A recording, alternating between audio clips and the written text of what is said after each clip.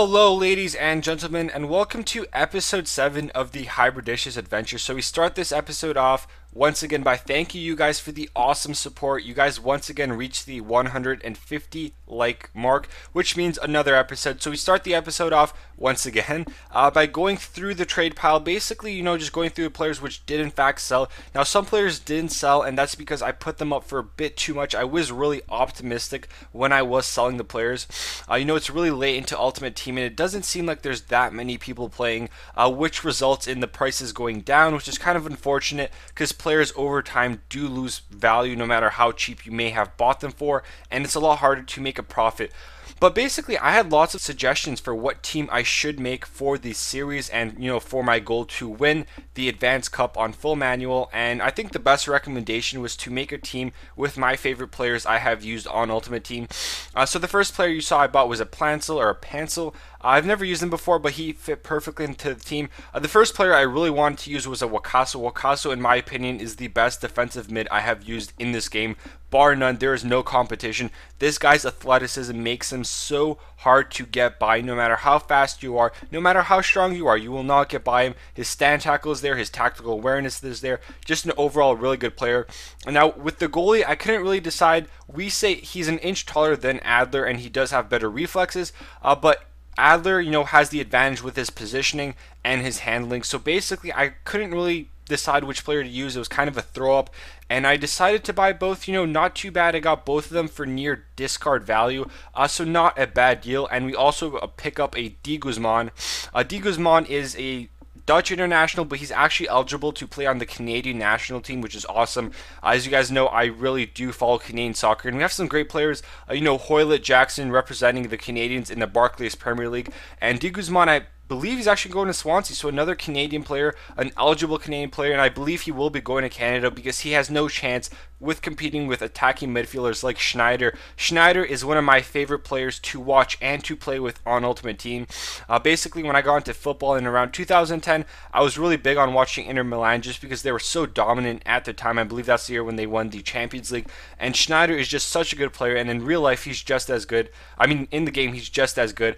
Great passing. His finishing isn't really quite there, but when you're playing on manual, you really don't notice that. But the best part is definitely his passing. It is so noticeable when you're playing on full manual. Now, as you see right here, I pick up a Del Piero. Del Piero is another interchangeable player with the goalies. Basically, I will be using Tashi, the upgraded version, as the starting center back. But if he doesn't play well, I could definitely try Del Piero. I believe Del Piero is a bit taller and a bit stronger. Now we also have Vorsa. Vorsa, guys, is the most underrated center back I've ever used on this game. I've played around, I say, 1,000 games, and I've never come up against him, and thank God, because he is so difficult to break down. A few stats, guys: 6'4", 75 sprint speed, 90 strength, 80 stand tackle, and 80 marking. How do you compete with that? For 700 coins, you cannot go wrong. A very good guy, and he's international. Pancel, I got Pancel over Opar, or I think I actually end up getting Opar, but Pancel has a high defensive work rate as opposed to Opar's high attacking work rate. So Opar is more set as a right wing back, and Pancel is more of a actual defensive player who will actually go back on defense and help me not get scored against. Now we have a Boyan, guys. If you do follow my Hybridicious series, I did build a under 21 squad, and Boyan has some ridiculous stats. This guy is an absolute gem. 90 finishing, 4-star skill moves, and really agile. Just a really fun player to use. Molinaro as a left back. Once again, this guy is here for chemistry purposes, and he does have a high attacking work rate, but so far he's been great on defense, and I haven't really noticed that. De Rossi, another defensive mid with a high work rate, just like Wakaso. De Rossi, another really good player, which I enjoy watching in real life, and he's really good in game. Pretty much a jack of all trades in the midfield. He could shoot, he could pass, but most importantly, he could go back and defend. And of course, at the striker position, I got a very pacey Dutch player with Fernandez. Now, Fernandez is only rated 67, but don't let that fool you guys. He is very good at finishing. And of course, I'm playing on manual, so it's not really that dependent on the finishing stat. It's more basically on my accuracy, and he does have the physical stats, high acceleration, high sprint speed. Not very agile because he is tall, but he does have the high strength, and like I said, he's fairly tall, so he could be used as a target man, and I do like to cross the ball, and especially with full manual, I have more control with my crosses. Now, on the bench, I did pick up a few players. Despite Opar having that high attacking work rate, I got him, and I believe I got Van Wolfswinkel. Very awesome last name, may I add. A very good player. I actually really enjoy him. I might get the in for him. He is really tall. Not as fast. He's not really that pace merchant which you're looking for, or most players are looking for. But he does have the height and the strength and the finishing to become a very good striker, especially in a 4-2-3-1 formation. So basically, we start this game off with De Rossi. De Rossi showing what he can do. A great ball control. Like I said, jack of all trades. He can do it all. Very fun player to use. Unfortunately, that goes off the crossbar, and Schneider does a very good job avoiding the rebound. I have no idea what he's doing.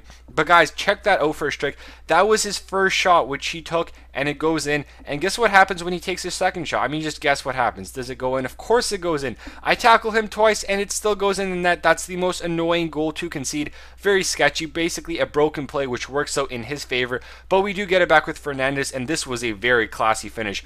Two defenders in the way, getting past the goalie, and I was pretty proud of that.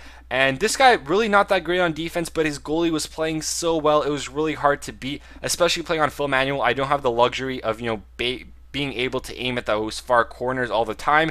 And we actually do get a goal back right here in the 90th minute. Very good work from Schneider.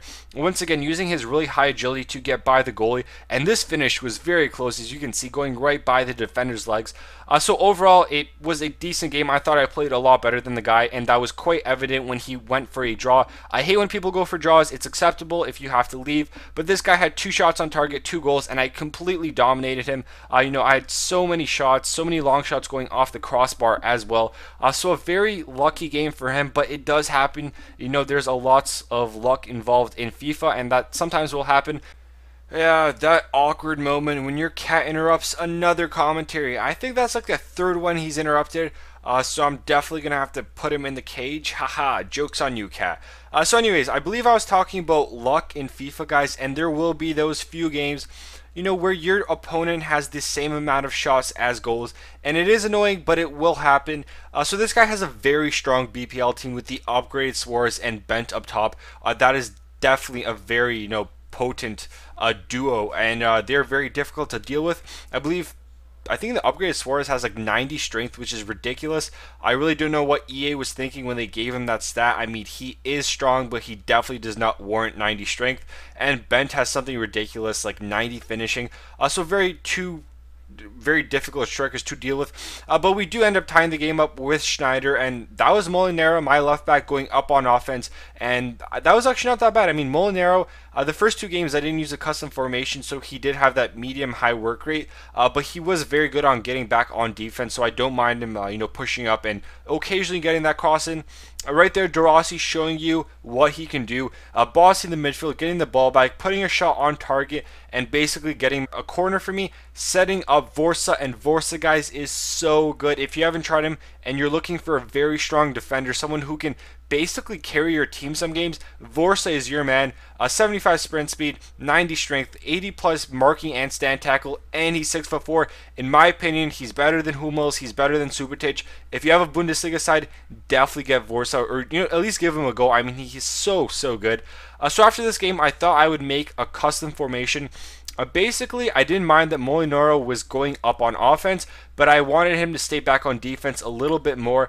And what I found with the 4-2-3-1 or the regular 4-2-3-1 is that the center attacking mids sometimes just disappear, and that's because they are pushed too close to the center forward. I prefer the center forward, who is Schneider, to be more in the middle of the field, so you can give those through balls to the center attacking mids. When they're parallel to each other, it seems as if the center forward is just like another center attacking mid, and he is on the same level. I want those center attacking mids to be more like wingers, not necessarily wingers, not too high, but high enough where they're actually on offense.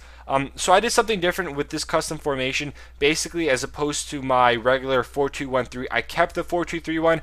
I thought it worked very well for the team. We have the target man with Van Wolfswinkel, I think that's how you pronounce it. So what I decided to do, since my fullbacks were actually so good on offense and so good at crossing, I decided to give them a medium attacking work rate. Now to counter that, I gave my attacking mids a medium defensive work rate. So that kind of counters and balances it out. They'll go on offense a little bit more, but my center attacking mids will go on defense a little bit more. And of course, I gave Vocaso a medium attacking work rate because I don't mind him going forward to make a pass, but his shooting is really non-existent. So there's really no need for him to go forward too much. And I give Van Wolfswinkel a forward arrow, and basically what that means is he's always going forward. I want to use him as a target man, cross the ball into him, and get some nice goals. So that's basically the custom formation, and that's the episode. So as always, guys, thanks for the support. I hope you guys enjoy the episode, and as always, have yourselves a wonderful day.